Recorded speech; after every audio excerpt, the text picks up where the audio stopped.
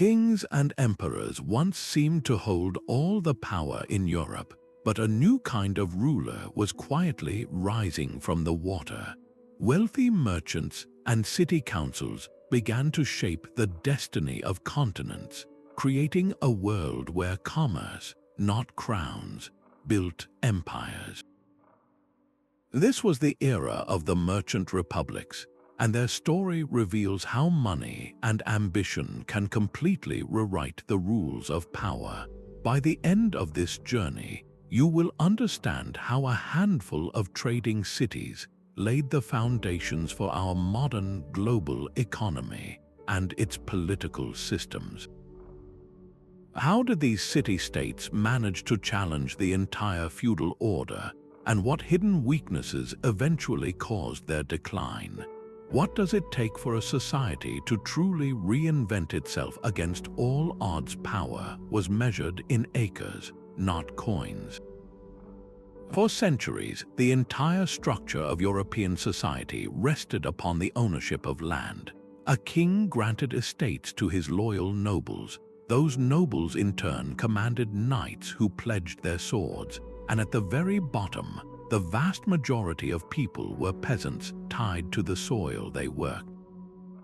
Your place in this world was determined by your birth, a chain of loyalty and obligation that stretched from the royal court down to the smallest village. The church provided the spiritual framework that reinforced this hierarchy, making it seem as if this rigid order was the natural, unchanging will of the divine. In such a system, what use was a merchant? A man with gold but no title was an anomaly, an outsider to the real business of power. The economy was overwhelmingly local, focused on simple subsistence. Most people never traveled more than a few miles from their birthplace, and the few goods that did travel long distances, like spices or silk, were so expensive and difficult to obtain that they were luxuries for only the most elite.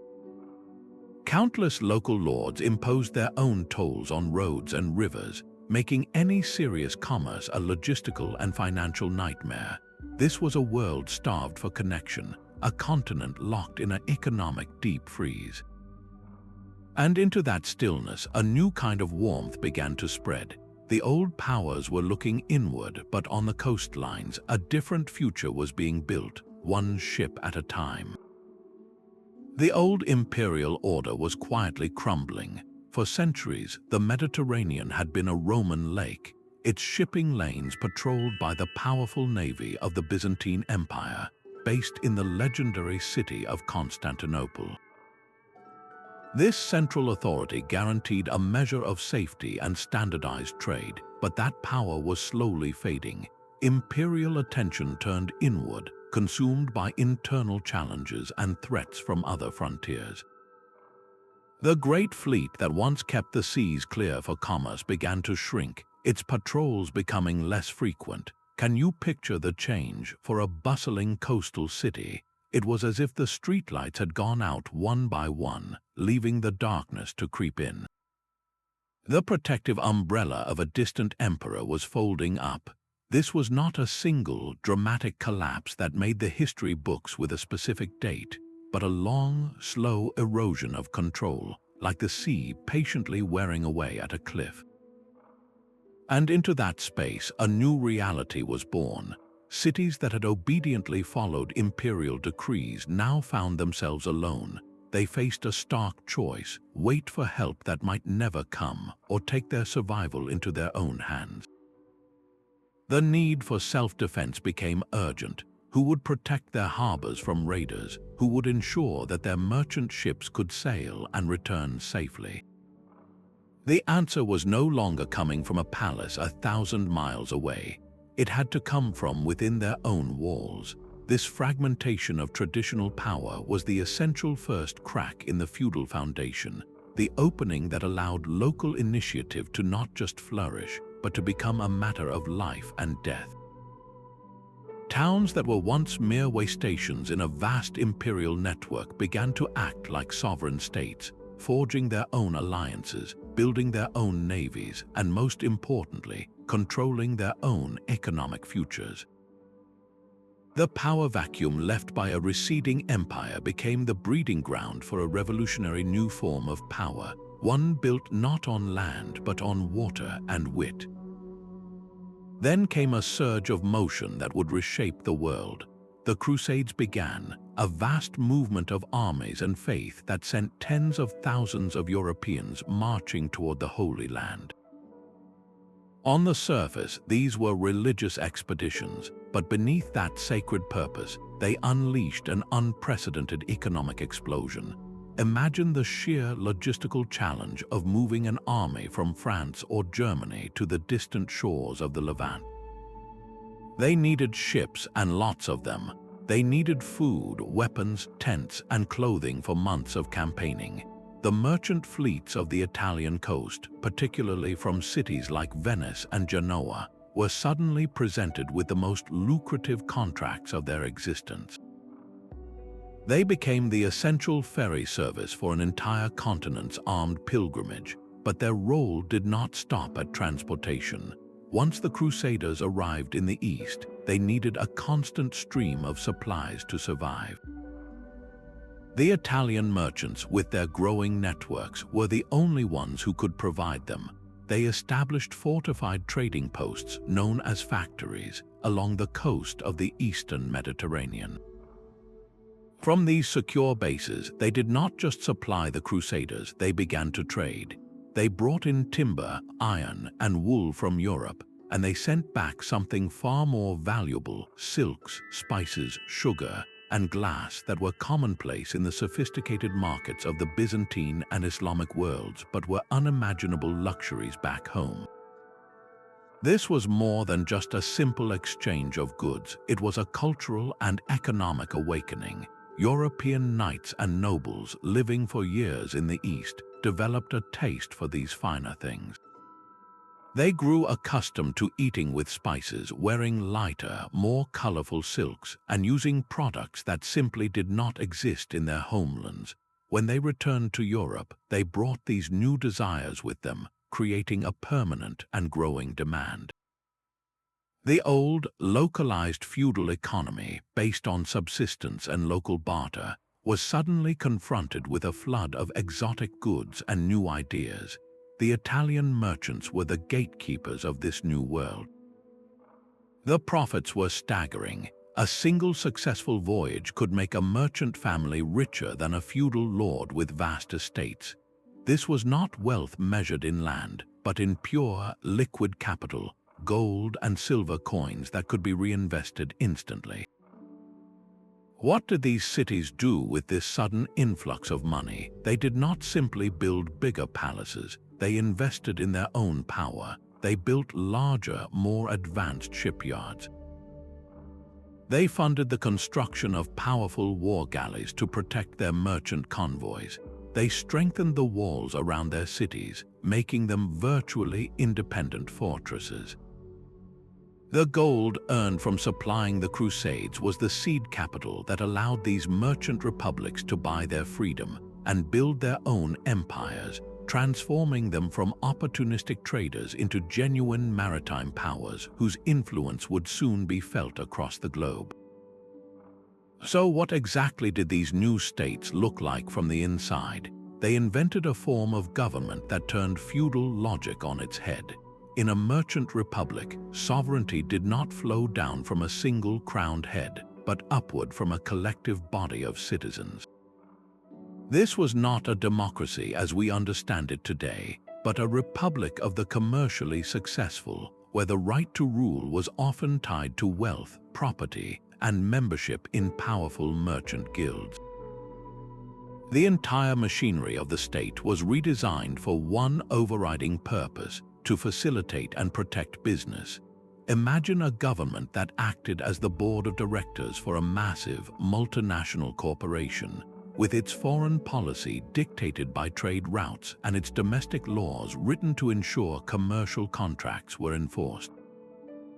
This was their reality. To prevent any one person from seizing absolute power and jeopardizing this commercial stability, they devised intricate systems of checks and balances. Leadership was often vested in an elected official, like the Venetian Doge, a figurehead whose powers were carefully constrained by a web of councils. A great council might represent the wealthiest families, a smaller senate would handle daily affairs, and a council of 10 could oversee security, each body watching the others to ensure no single faction could dominate. This was a pragmatic system built by businessmen who understood that political tyranny was bad for the bottom line. Stability and predictability were the true currencies of power. The state's primary function was to secure trade agreements, protect shipping lanes, and enforce the rules of the market. Its laws prioritized the protection of private property and the repayment of debts, creating a reliable environment where complex, long-distance commerce could flourish. This radical idea that a government should serve the market rather than command it was perhaps their most enduring legacy. It planted a seed of political thought that would one day challenge the very principle of the divine right of kings, suggesting that power could be organized around commerce and consent, not just birthright and land. Rising from the waterlogged lagoons of the Adriatic, Venice seemed to defy the very idea of a city. Where others saw only a maze of marshes and islands, Venetian ingenuity saw a perfect, natural fortress. Surrounded by water and protected by shifting sandbars, the city was virtually impregnable to land armies. Its citizens were not farmers, but sailors, merchants, and shipbuilders, their lives and fortunes intrinsically tied to the sea. This unique geography forced Venice to look outward, to master the maritime highways that connected worlds. Its strategic position at the northern tip of the Adriatic made it the ideal gateway, the final port of call for goods flowing from the Byzantine and Islamic worlds into the heart of Europe.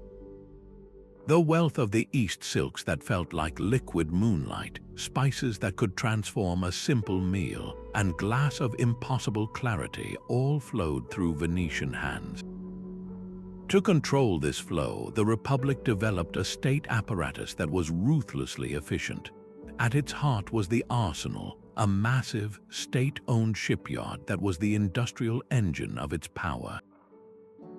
Here, in a production line centuries ahead of its time, workers could construct a fully equipped war galley in a single day. This ability to produce standardized, powerful vessels on demand gave Venice an unmatched naval advantage. But its power was not just military, it was also diplomatic. A sophisticated corps of ambassadors and merchants, often one and the same, worked tirelessly to secure exclusive trade treaties and privileges across the Mediterranean. They were masters of a new kind of statecraft, one where commercial interests dictated foreign policy. The staggering wealth generated by this system did not just fill private coffers, it was poured back into the city itself, transforming it into a jewel of stone and water. Grand palaces rose along the canals, and artists were commissioned to fill churches with works that celebrated both divine glory and earthly prosperity. This visible investment in art and architecture was not mere vanity, it was a powerful statement. It proclaimed to every visitor that here, in this city built on water, commerce had created a civilization to rival any kingdom. The very stones of Venice were a testament to the power of trade. While Venice perfected the art of state-controlled commerce, its great rival Genoa embraced a different kind of power, one born of individual daring and financial genius. Genoa's merchants were the high-stakes gamblers of the medieval world, sailing into uncharted waters and backing ventures that others deemed far too risky. Their trade network stretched from the bustling markets of the Black Sea to the Atlantic coasts of North Africa, and they guarded these routes with a fierce, often violent determination. Ports like Kaffa in the Crimea became bustling Genoese colonies, vital hubs for the flow of slaves, grain, and exotic goods from the Asian steppes into Europe. This constant, cutthroat competition with Venice was not just about territory, It was a battle for economic supremacy that would force both cities to innovate or perish. The Genoa's answer to this perpetual risk was to invent the very tools of modern finance. Confronting the terrifying prospect of a ship and its priceless cargo vanishing at sea, they created the earliest forms of maritime insurance. A group of merchants would pool their resources to underwrite a voyage, spreading the potential loss so that no single trader would be completely ruined by a single disaster. This was a revolutionary concept, a collective safety net that made daring long-distance trade a calculated risk rather than a sheer gamble. They further developed systems of credit and international banking, using bills of exchange that allowed a merchant to deposit money in Genoa and withdraw its equivalent in another city, avoiding the perilous transport of chests of gold and silver. These financial instruments did more than just protect wealth. They actively created new capital, fueling ever more ambitious expeditions. The most powerful kings in Europe, perpetually short of cash to fund their armies and castles, soon took notice. Genoa's bankers became the financiers to monarchs, embedding themselves in royal courts from Spain to England. A Genoa's loan could make the difference between a king winning a war or losing his crown. This gave the Republic an influence that far exceeded its modest size, proving that control over money could be as potent as control over land. The fierce rivalry between these two merchant giants was not merely a contest of ships and soldiers, but a clash of philosophies that would ultimately shape the future of global economics. Long before Venice and Genoa became household names, the blueprint for their success was being drawn by pioneers like Amalfi and Pisa. Nestled on the dramatic cliffs of southern Italy, Amalfi was a city of merchants, not warriors. Its power came from a deep understanding of the sea and a revolutionary commitment to fair play. The city's greatest export was not a spice or a silk, but a set of rules known as the Tavole Amalfitane. This maritime code was a comprehensive guide for resolving disputes at sea, covering everything from damaged cargo to the wages of sailors. It created a predictable legal framework that merchants from many ports could agree upon, making the chaotic Mediterranean feel a little more like a regulated marketplace. Amalfitane merchants established trade colonies from North Africa to the heart of the Byzantine Empire, proving that influence could be built with contracts and consensus, not just with swords. Further up the coast, Pisa took a different, more forceful approach. Its strategic location at the mouth of the Arno River made it a constant target for raiders. But where others saw a threat, Pisan merchants saw an opportunity. They built a powerful navy not for conquest, but for protection, launching campaigns to clear the Mediterranean of pirates who preyed on merchant shipping. This was security as a business model. By making the sea lanes safe, Pisa ensured its own goods, and the goods of others who paid for its protection could flow freely. The wealth from this secured trade funded an incredible urban transformation, including the beginning of its legendary Leaning Tower, a monument to the city's prosperity and ambition. These early republics demonstrated a profound truth. A city did not need vast fields or a long noble lineage to become powerful. It could thrive on commerce, naval skill, and shrewd diplomacy alone. Yet their stories also carry a warning. The very environment of competition they helped create would eventually consume them. Amalfi's independence was lost to a rival Norman kingdom, while Pisa was ultimately overshadowed and conquered by its more powerful neighbor, Genoa. Their rise and fall illustrated the brutal rules of this new game. Innovation could make you a leader, but in a world of rival city-states, resting on your laurels was a recipe for oblivion. The torch of commercial revolution was passed, but the race was only getting faster. But how do you actually run a government like a business? The answer lay in a political machine of astonishing complexity. a web of councils and committees designed with one primary goal: to stop anyone from seizing absolute control. In Venice, this system reached its peak of refinement. At the top sat the Doge, a prince who appeared to wield immense authority. In reality, his power was carefully hemmed in by a constitution of unwritten rules and competing bodies.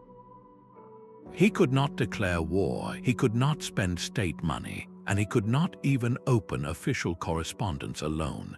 His role was largely ceremonial, a living symbol of the Republic's endurance. The real work of governance happened in the chambers of the Great Council, the Senate, and the shadowy Council of Ten. The Great Council, comprising hundreds of members from the noble families, was the foundational body that approved all major laws.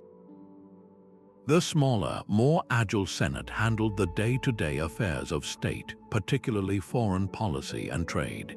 And then there was the Council of Ten, a secretive security committee created to root out conspiracies against the state. They operated with a terrifying efficiency, their meetings held behind closed doors, their decisions final. This was not a system built for speed, but for stability. It was deliberately slow, deliberately deliberative, making it incredibly difficult for any one faction to hijack the entire government for its own ends. Even the process of electing a doge was an exercise in controlled chaos, a multi-stage ritual involving drawing lots and repeated ballots designed to thwart backroom deals. Why go to such extraordinary lengths? Because for the merchant elites, political instability was the ultimate business risk. A king could plunge his kingdom into a disastrous war on a personal whim, but the Republic could not afford such volatility. Its wealth depended on predictable trade routes, enforceable contracts, and lasting partnerships. The state itself had to be the most reliable merchant in the realm. This intricate political engineering ensured that policy would always, ultimately, serve the collective commercial interest, creating a form of governance that was far more resilient and far-sighted than the personal rule of any single monarch. The true source of their immense wealth was not found in the soil, but in the scent of cinnamon and the shimmer of silk. Merchant republics mastered the economics of scarcity, focusing on goods that were incredibly valuable but small and light enough to be transported across thousands of miles of ocean. A single ship's hold packed with peppercorns, saffron, or precious gems could yield a profit greater than the annual income of a large feudal estate. This was not about feeding a local population. It was about catering to the new and insatiable desires of a European elite who now demanded luxury as a symbol of status. One of their most crucial, if less glamorous, commodities was alum.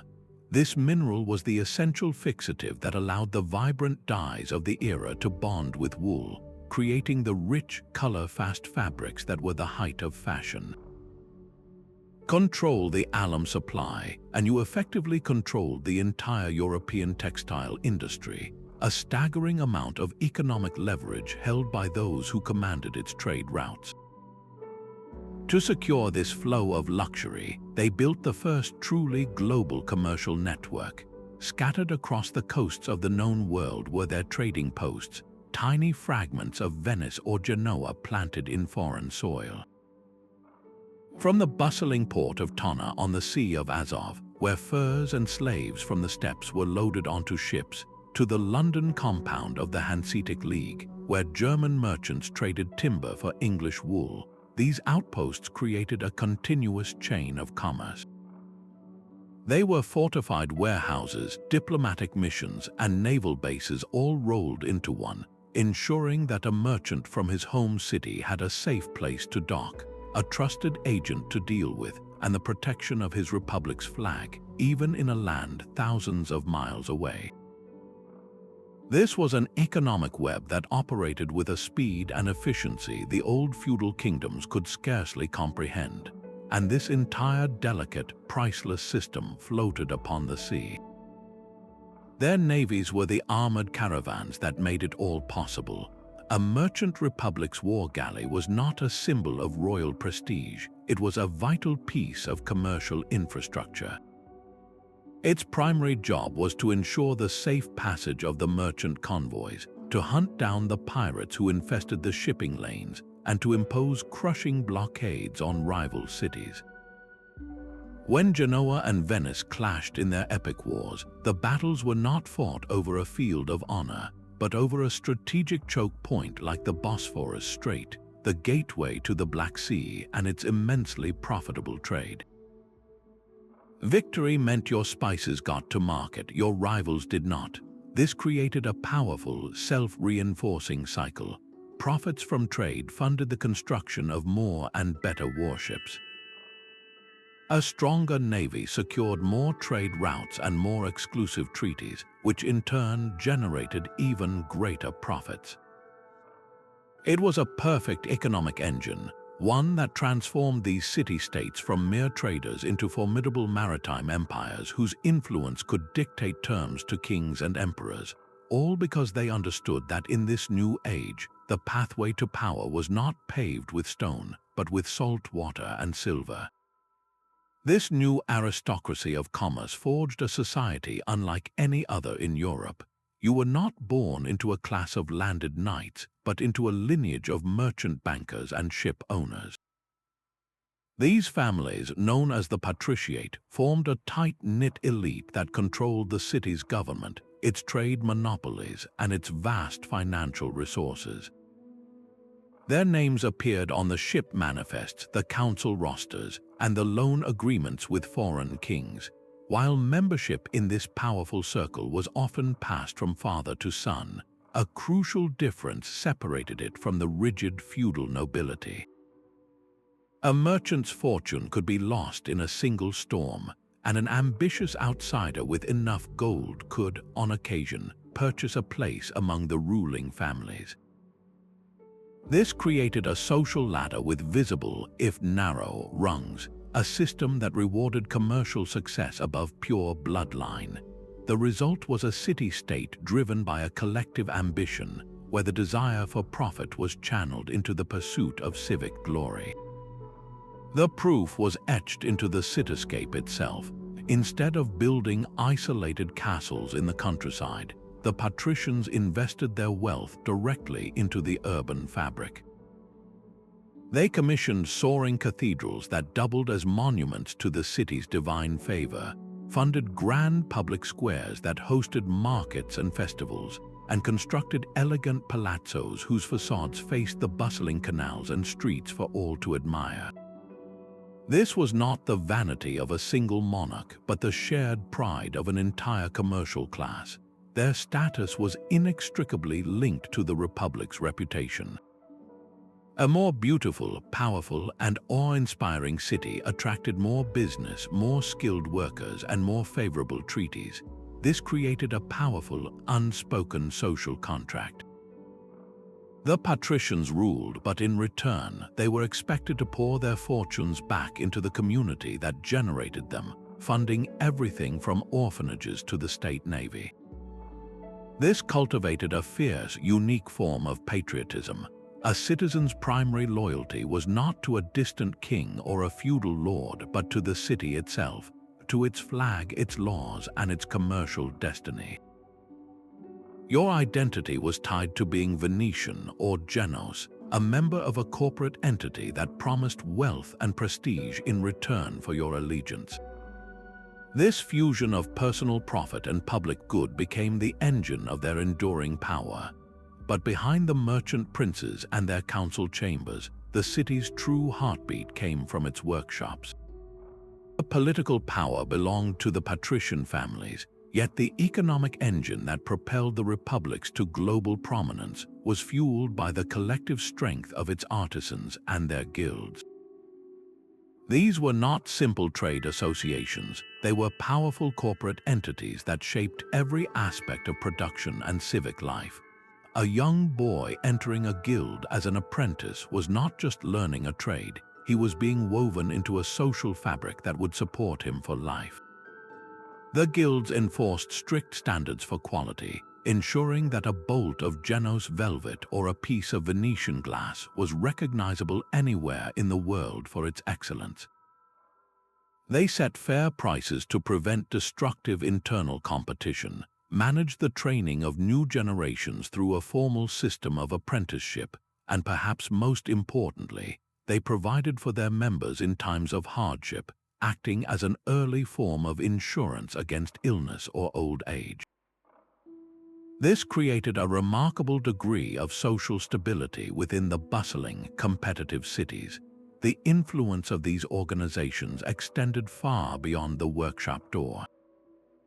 When the city government needed to fund a new public building or a new warship, it was often the guilds that were called upon to contribute. A master shipwright from the Shipbuilders Guild might sit on a committee advising the Senate on naval design. The Goldsmiths and Silversmiths Guild, whose members handled vast sums of wealth, could exert significant pressure on financial regulations. Their collective voice mattered because the Republic's reputation for quality, and thus its commercial success, rested directly on their skilled hands.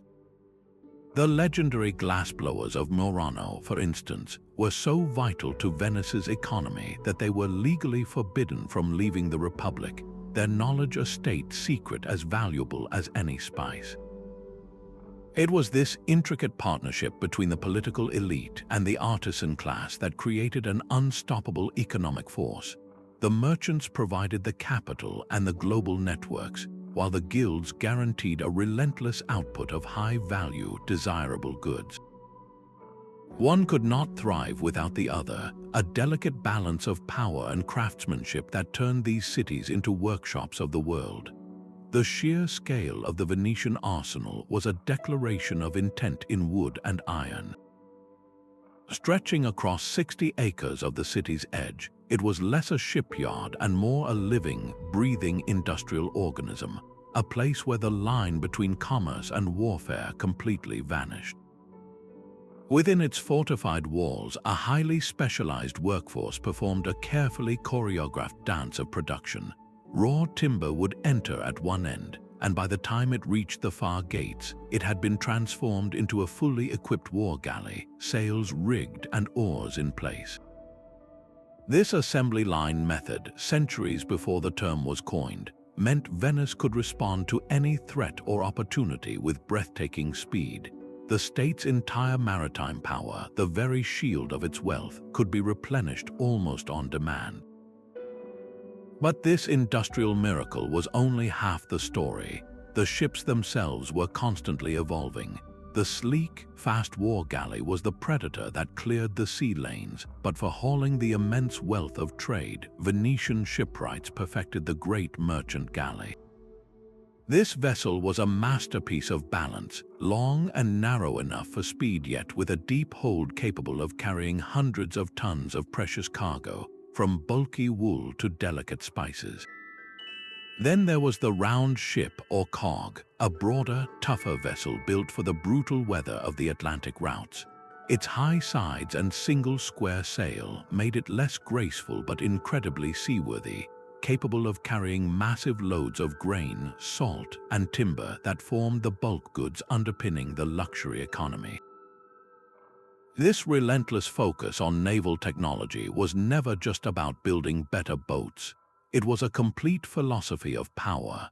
The state invested in maritime innovation because it understood that every advance in ship design, every improvement in navigation, and every gain in cargo capacity directly translated into more secure trade routes, lower transport costs, and greater profits. The arsenal was not merely a factory. It was the beating heart of the Republic, a physical manifestation of the idea that in this new world, economic dominance was built quite literally from the keel up. Yet the most potent weapons in their arsenal left no wake in the water and drew no blood. In the shadowy theaters of international power, the merchant republics perfected the arts of diplomacy and espionage, understanding that a well-placed word could be as decisive as a fleet of galleys. While kings communicated through occasional grand embassies, cities like Venice established something entirely new, the concept of a permanent ambassador residing in a foreign capital. This was a strategic masterstroke. A Venetian ambassador in Cairo or Constantinople was not merely a guest, he was a high-stakes corporate intelligence operative. His formal reports back to the Senate were dense with more than just courtly gossip. They contained detailed assessments of local harvests, the political stability of a sultanate, rumors of new tariffs, and the sailing schedules of Genoa's merchant convoys. This constant, reliable stream of information transformed uncertainty into a manageable risk. The ambassador himself was often a seasoned merchant, a man who could negotiate a trade treaty in the morning and decipher the economic implications of a palace coup by the afternoon. His true mission was to secure exclusive access, to ensure that the flow of spices or alum continued uninterrupted into Venetian hands, regardless of the political storms that might swirl around a distant throne. Alongside these official channels thrived a web of unofficial agents, a network of spies paid to listen in harbourside taverns and bribe clerks in customs houses. The goal was simple: to know a rival's next move before he made it. Was Genoa preparing a fleet to challenge Venetian dominance in the Black Sea? Was the price of pepper about to plummet in Alexandria because a massive caravan had just arrived? This intelligence apparatus provided a crucial competitive edge, allowing the Republic to adjust its sails to the winds of global change with a prescience that seemed almost supernatural. In this new world, influence was not just about the wars you could win, but the deals you could structure and the markets you could corner long before your competitors even knew they were playing the game. A golden ducat could buy more than silk and spice. It could purchase a kind of immortality. The merchant elites understood that true power required more than just economic might. It demanded cultural authority. Their immense fortunes were deliberately funneled into a breathtaking campaign of artistic patronage, a strategic effort to transform their cities from mere commercial hubs into unrivaled centers of civilization. Patrician families did not simply collect art, they engaged in fierce, polite competition to fund the most magnificent churches, the most elegant public squares, and the most awe-inspiring paintings. In Venice, the Bellini family workshop and later the genius of Titian were bankrolled by these merchant princes, their canvases filling the halls of government and the altars of churches with images that glorified both God and the republic that served him. A portrait was never just a likeness, it was a statement of wealth, piety, and sophisticated taste, designed to silence any nobleman who might dismiss a merchant as a mere money changer. The city itself became their canvas. Grand civic buildings like the Doge's Palace were not just administrative centers, they were stone proclamations of stability and permanence. Opulent churches such as the Basilica of St. Mark, shimmering with gold leaf and precious mosaics, served a dual purpose.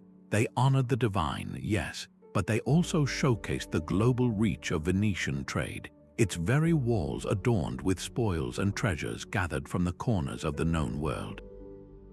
Public spectacles were equally calculated. A Venetian wedding on the Grand Canal or a Genoese festival was a form of soft power, a dazzling display of wealth and organizational skill meant to impress foreign dignitaries and attract the best and brightest from across the continent. Why would a brilliant architect from Florence or a gifted composer from the Netherlands settle in a remote feudal castle when they could find steady, generous patronage in these vibrant, cosmopolitan cities? This self-conscious cultivation of high culture created a self-reinforcing cycle. The more beautiful and refined the city became, the more it enhanced its reputation for stability and good governance, which in turn made it an even more attractive partner for trade and investment. The merchant republics proved that commerce could build cathedrals, that profit could fund profound beauty, and in doing so, they crafted a legacy of power that was as much about perception as it was about ledgers and ships. The gleaming Mediterranean was no longer a large enough stage for their ambitions. Merchant republics began to cast their nets far wider, transforming from regional powers into the architects of a truly continental economy. Genoa sailors, driven by a relentless search for new routes and resources, pushed into the stormy waters of the Atlantic and the mysterious shores of the Black Sea. They established fortified outposts like Kaffa in the Crimea, which became a bustling hub for goods flowing from the distant Silk Road. Furs from the northern forests, grains from the Ukrainian steppes, and other commodities entered the European market through these gates, creating a direct commercial bridge between Asia and the West that bypassed old, cumbersome land routes. This was not merely trade, it was the creation of a new economic geography. At the same time, Venetian merchants made a calculated, daring decision. They committed their most valuable assets, their great merchant galleys, to an annual convoy known as the Flanders Fleet. This was a maritime caravan of immense value, sailing from the warm waters of the Mediterranean all the way to the foggy, prosperous ports of northern Europe. Its destination was the commercial triangle of Bruges, London, and Southampton. Imagine the sight, the sleek, exotic Venetian ships docking in an English harbor, their holds filled with spices, silks, and alum from the east. They would unload these luxuries and then load up with the bulk goods of the north, English wool and Flemish cloth, before beginning the long journey home. This regular, scheduled service effectively stitched the two halves of Europe together. For the first time, the economies of the Mediterranean and the North Sea were directly and permanently linked. Capital flowed along these routes, with Italian banking houses setting up branches in northern cities to finance this transcontinental exchange. Ideas traveled just as freely, with artistic styles and technological knowledge circulating with the merchants. This vast, integrated network was their crowning achievement, a testament to their organizational genius. Yet, in their success, they inadvertently planted the seeds for their own future challenges. By proving that immense wealth lay in long-distance trade, and by mapping the winds and currents of the Atlantic, these merchant republics inspired the next generation of explorers to ask a dangerous question. If a ship could sail from Venice to London, what other, even more lucrative worlds might lie beyond the next horizon? A king might command the loyalty of 10,000 knights, but he could not command the flow of gold. This was the profound paradox that merchant republics introduced to the heart of feudal Europe. A monarch draped in the symbols of divine authority could find himself seated across a negotiating table from a Genoese banker, a man with no title of nobility, pleading for a loan to pay his own army. The very coins that funded a royal war, built a cathedral, or sustained a noble household often originated not from the royal mines, but from the counting houses of Venice or the financial networks of Genoa. This created an uneasy, deeply unstable relationship. The king held the earthly power, but the merchant held the purse strings, a reversal of the natural order that bred both dependence and a simmering resentment. How could a feudal lord, whose identity was built upon land and martial honor, reconcile himself to being financially subordinate to a class of men he was taught to view as his social inferiors? The ideological challenge ran even deeper. The feudal system was a pyramid with a hereditary monarch at its apex, his right to rule sanctioned by God himself. Your duty was to obey your immediate superior in this sacred chain. The merchant republics presented a completely different model. In Venice or Genoa, your primary loyalty was not to a person, but to the city itself, a community of citizens bound by shared commercial laws and civic duty. Power was not a divine gift but a practical tool delegated to elected officials to serve the common economic good. This was a secular, almost mechanical view of governance that stood in stark opposition to the mystical aura of kingship. It suggested that a state could be run like a vast, successful business. Its stability derived from balanced councils and enforceable contracts, not from the unpredictable will of a single anointed ruler. This economic and ideological pressure did not shatter the feudal kingdoms overnight. Instead, it forced them to evolve or risk becoming obsolete. Monarchs began to look at the world with new eyes. They saw that true power was no longer measured solely in acres of farmland, but in access to trade routes, ready capital, and naval strength. Slowly, reluctantly, they started to mimic their republican rivals. They began fostering their own royal navies to protect their coastlines and challenge the Italian monopoly on maritime trade.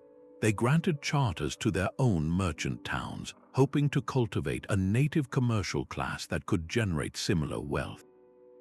Most significantly, they started the long, difficult process of centralizing their own power, breaking the authority of their overmighty nobles to create a unified state capable of competing on this new, global chessboard. The merchant republics, in their relentless pursuit of profit, had accidentally handed the feudal monarchs a blueprint for their own transformation, setting the stage for the rise of the powerful, centralized nation-states that would eventually dominate the modern world. A ship full of pepper was a fortune, but it was also a hostage to the sea. The single greatest obstacle to long-distance trade was not pirates or storms, but simple, paralyzing risk. How could a merchant in Genoa feel confident enough to send his entire wealth on a voyage that might take a year and vanish without a trace? The answer was not found in a stronger ship, but in a ledger book. The merchant republics, faced with this fundamental problem, engineered a financial revolution that would ultimately reshape the world. They understood that for commerce to flow, capital had to be mobile and risk had to be manageable. The first breakthrough was the bill of exchange, a simple piece of paper that was anything but simple. Imagine a merchant in Venice needing to pay a supplier in Cairo. Instead of shipping a chest of heavy, easily stolen gold coins across the Mediterranean, he would deposit the coins with a local banker. The banker would give him a bill of exchange, a written promise of payment. The merchant would send this lightweight paper to Cairo, where his agent could present it to the banker's correspondent and receive the equivalent value in local currency. This was the birth of international banking, a system that allowed money to move across borders with the speed of a sailing ship and the security of a written contract. It freed capital from the tyranny of geography, but what about the risk of the ship itself sinking? This is where they invented the concept of insurance. A group of merchants would gather and each agree to underwrite a small portion of a voyage's potential loss. If the ship arrived safely, they all earned a premium. If it was lost, no single merchant was ruined, as the loss was spread across the entire pool. This transformed a potential catastrophe into a calculated, manageable business expense. The ultimate expression of this financial sophistication was the creation of permanent banks. In Genoa, the Bank of St. George was not just a place to store wealth, it was a powerful state within a state. It consolidated the city's public debt, issuing shares to creditors and effectively creating an early form of government bonds. It managed vast deposits, made loans to fund new ventures, and its own currency became a trusted medium of exchange across Europe. The bank's stability was so renowned that even foreign kings chose to deposit their treasures within its vaults for safekeeping. This entire ecosystem of financial instruments created something entirely new, a liquid and predictable economic environment. The cost of doing business plummeted because the fear of total loss was tamed. credit became more freely available, fueling more ambitious expeditions. Money was no longer a static object to be hoarded in a chest, but a dynamic force that could be transferred, multiplied, and put to work across continents. The very idea of wealth was being rewritten not in land, but in trust and transaction. A shadow fell across the bustling ports and thriving workshops, a biological storm that would reshape the very fabric of society. The Black Death swept through the crowded cities of Europe in the middle of the 14th century, and the merchant republics, with their dense populations and constant traffic from foreign ports, were struck with terrifying force. The loss of life was staggering, a communal hardship that touched every family and every trade. Yet, in the grim aftermath, the unique economic structures of these city-states revealed a surprising resilience. The feudal countryside, reliant on a vast pool of peasant labor tied to the land, was thrown into chaos by the demographic collapse. But in the urban centers of Venice and Genoa, a different dynamic took hold. With so many lives lost, the surviving workers and artisans found their skills in suddenly short supply. A shipwright, a weaver, or a glassblower who had weathered the illness could now command higher wages for their labor, as merchant patrons competed fiercely for their essential services. This shift in the balance between labor and capital began to erode the old, rigid social hierarchies from below. At the same time, the tragic concentration of wealth accelerated change from above. When entire merchant families were lost, their assets were often consolidated into the hands of fewer, more fortunate survivors. This created new pools of immense capital, allowing for larger and more ambitious commercial ventures. A merchant who inherited his cousin's fleet and his brother's trading contracts could now fund an entire convoy to the Levant on his own, taking risks that would have been unthinkable before the plague. The very horror of the pandemic, therefore, forced an economic acceleration. It broke the old patterns and injected a new fluidity into the system, rewarding flexibility and rapid adaptation. While kingdoms struggled with the breakdown of their manorial economies, the merchant republics, built on mobility and capital, began their recovery with startling speed. The crisis ultimately served to strengthen the hand of the merchant class, cementing their control over a world where human labor had become a precious commodity and financial agility was the key to survival. A merchant's word was only as good as the law that backed it. While the feudal world often settled disputes with a show of force, the merchant republics turned to the quiet authority of written codes. Their legal genius lay in resurrecting and refining the ancient framework of Roman law, a system built for a vast, multi-ethnic empire. They dusted off its principles written centuries earlier and found a perfect tool for their new commercial age. Roman law was obsessed with things that mattered deeply to a businessman: the absolute right to private property, the sacred nature of a binding contract, and the fair, impartial adjudication of disagreements.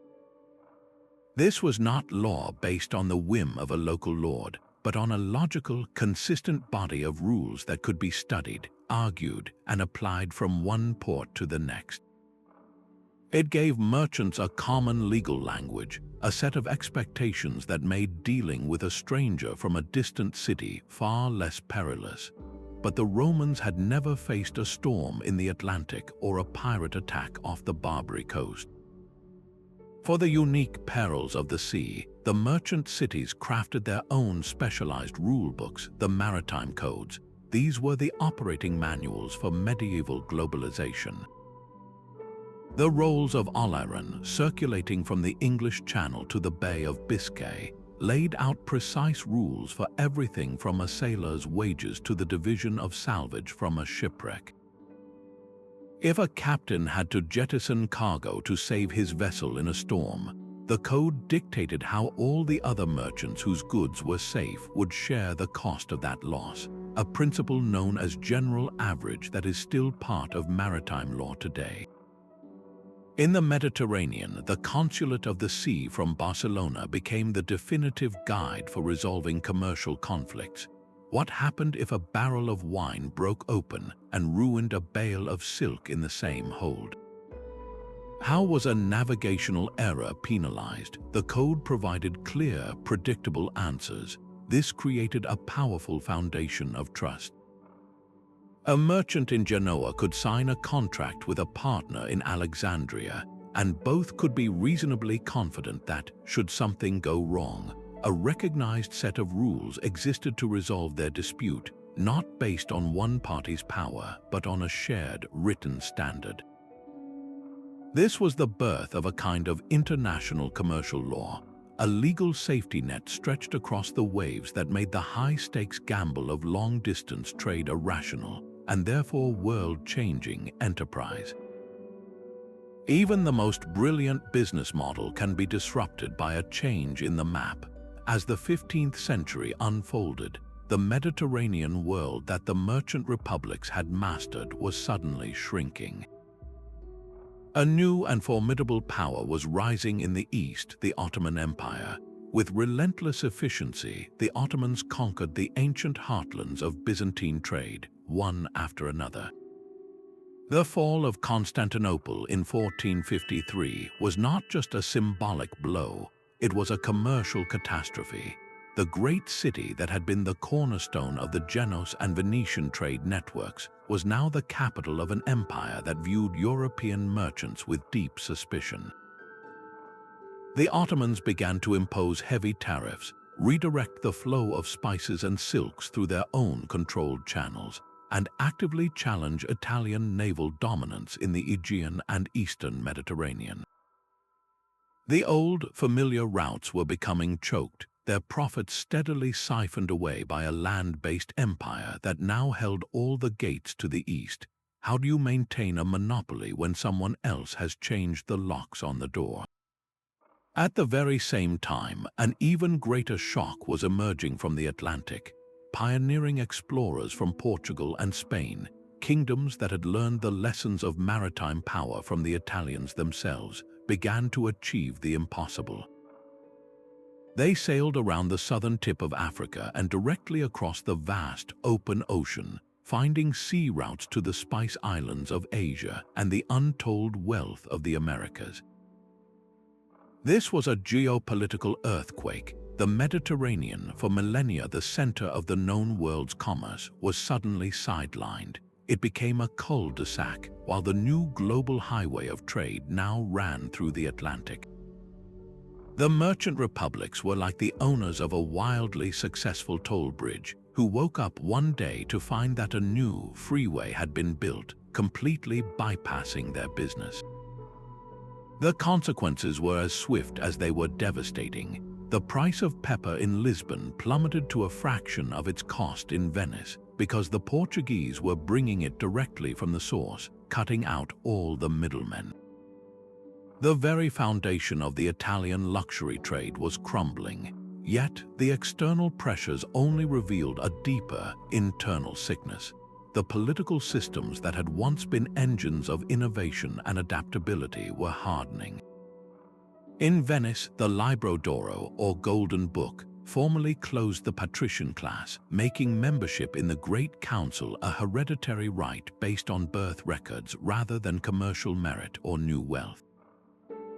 The once fluid merchant aristocracy was becoming a stagnant oligarchy, more concerned with preserving its own privileges than with navigating a rapidly changing world.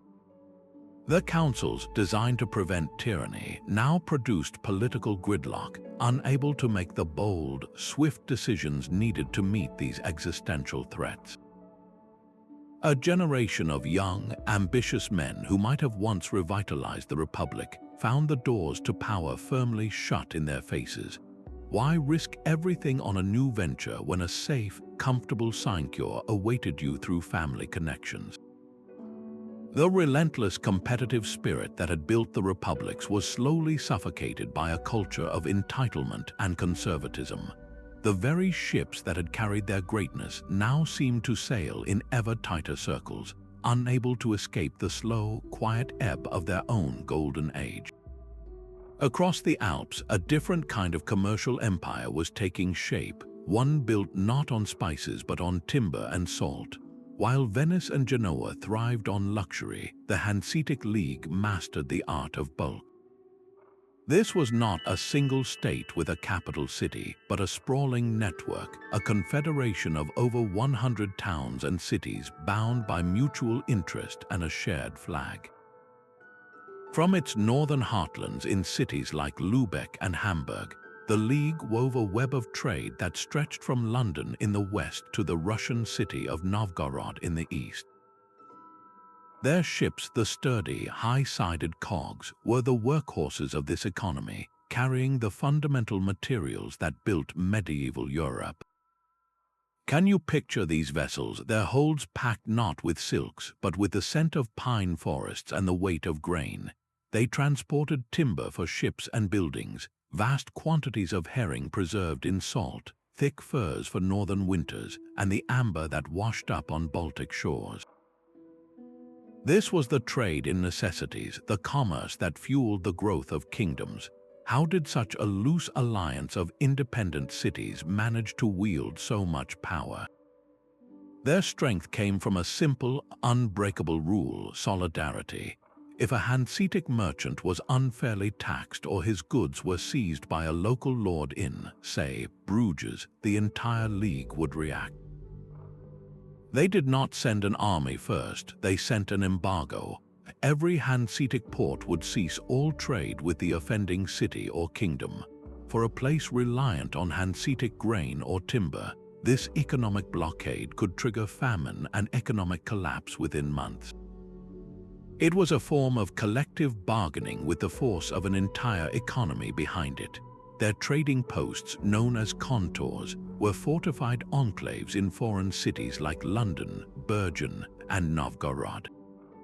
Inside these compounds, Hanseatic merchants lived under their own laws, judged by their own officials, creating sovereign commercial islands far from home. This decentralized, network-based model proved that the spirit of the merchant republic was not confined to the sun-drenched Mediterranean. It was a replicable formula for power, a clear signal that wherever trade routes intersected, a new kind of authority could emerge from the counting house and the warehouse, forever altering the balance of power between the local lord and the long-distance merchant. Their political innovations did not fade with their galleys. The intricate constitutions of Venice and Genoa became living textbooks for philosophers grappling with a fundamental question. How can a state be structured to ensure both liberty and stability? Centuries later, the sharp, pragmatic mind of Niccolò Machiavelli would dissect their systems with a surgeon's precision. He looked past the grandeur and the gold, focusing instead on the machinery of their governments. In his discourses, he held up the Roman Republic as an ideal, but his observations were deeply informed by the living republics of his own Italian world. He saw in their balanced councils and their fear of tyranny a practical blueprint for lasting power, a state that could endure because it was not dependent on the virtue of a single man. This was not merely an academic exercise. The survival of these merchant states, especially Venice, which maintained its republican form for nearly 1,000 years, offered undeniable proof. It demonstrated that a government could be engineered to last. This evidence became powerfully seductive to Enlightenment thinkers searching for an alternative to the absolute monarchies dominating Europe. Philosophers like Montesquieu looked across the Alps to the Venetian lagoon and saw a working model of his own grand theory, the separation of powers. He observed how the Doge, the Senate, and the Council of Ten each held a distinct piece of authority, creating a system where ambition counteracted ambition. This was not a democracy in the modern sense, but it was a mixed government, a state where power was distributed and checked.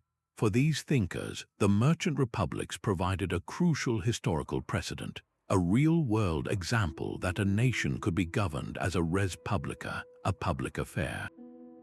The radical idea that the state existed to serve the collective good of its propertied citizens, rather than the private interests of a hereditary crown, was no longer just a theory. It had been practiced, refined, and proven to work on a grand scale for centuries. This legacy, written in law codes and council debates rather than royal decrees, would eventually cross oceans, quietly informing the founding principles of new nations seeking to build their own governments of, for, and by the people. Stone and water tell a story of a civilization built for commerce. The very layout of a city like Venice was a masterclass in practical design, where every canal served as a commercial highway and every building front was a public advertisement of private wealth. This was not haphazard growth, it was deliberate urban planning with a clear purpose to facilitate trade, ensure defense, and project an image of unshakable power. The Grand Piazza was not just an open space, it was the city's bustling commercial and political heart, a stage for civic life. The Rialto Bridge in Venice was not merely a crossing, it was the epicenter of a global marketplace where deals were struck in the shadow of its elegant arch. Fortified harbors with imposing towers like those in Genoa and Ragusa were not just defensive structures, they were the secure loading docks of a maritime corporation, protecting the priceless cargo that was the lifeblood of the state. The architecture itself was a testament to their interconnected world. Walking through these cities is like flipping through the pages of a cultural ledger. You can see the ornate, golden-infused influences of the Byzantine East in the mosaics of St. Mark's Basilica, a direct import from Venice's trading partners in Constantinople. Then the soaring verticality of Gothic arches, borrowed from Northern Europe, speaks to their commercial links across the continent, and slowly, the clean, rational lines of the emerging Renaissance begin to appear, reflecting a new, human-centered worldview that these wealthy, educated merchants were eager to embrace. This unique blend created a visual language of cosmopolitan power, a style that could only have been born in a place where cultures constantly met and merged. Today, these cities are far more than beautiful relics. They are living museums where the past is not locked away in glass cases but forms the very pavement under your feet. Millions of visitors who walk the polished stones of the Stradon in Dubrovnik or glide along the Grand Canal are tracing the same paths that medieval merchants once walked, their steps echoing in an urban landscape designed to make business beautiful.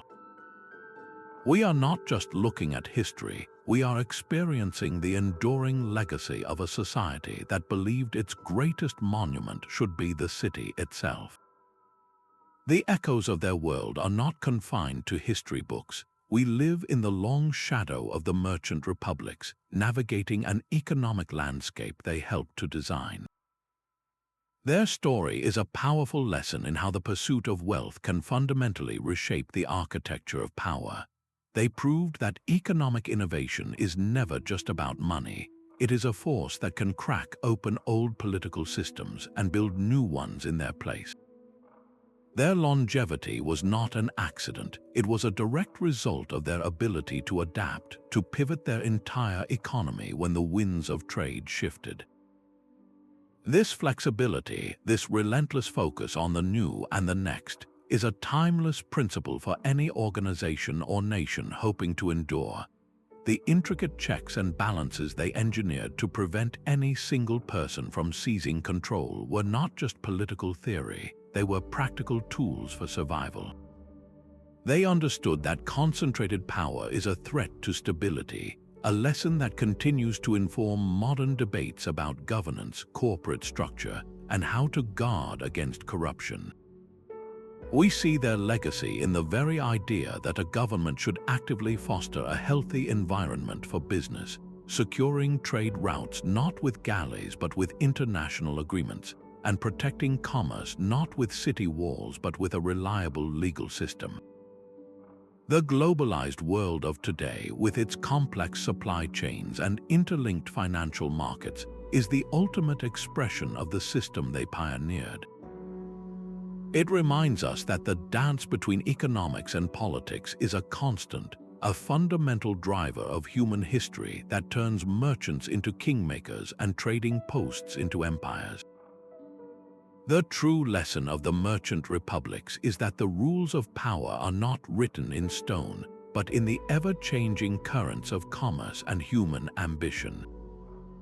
The rise of the merchant republic stands as a pivotal chapter in human history, a profound demonstration that power could be forged not from acres of land or divine lineage, but from the potent combination of commerce, capital, and collective civic action. They were the great disruptors of their age, proving that a society could reinvent its own rules from the ground up. By placing trade and shared governance at the center of their world, they reshaped the entire continent's power structures, forcing ancient kingdoms to either adapt or risk fading into irrelevance. Their legacy is not merely a collection of old tales, but the very bedrock of our modern global economy. From their bustling, cosmopolitan ports flowed more than just silks and spices. They circulated revolutionary ideas, financial tools, and a new worldview that valued contracts over crowns and networks over nobility. This story, etched into the stones of Venice and the ledgers of Genoa, is ultimately a testament to the enduring power of human ingenuity. It is a narrative about the relentless pursuit of opportunity against all odds, a theme that resonates deeply in our own interconnected age. We see their spirit alive in every digital marketplace and international partnership. Which of these remarkable merchant republics do you find most fascinating, and what lessons from their journey speak to you today? Let us know your thoughts in the comments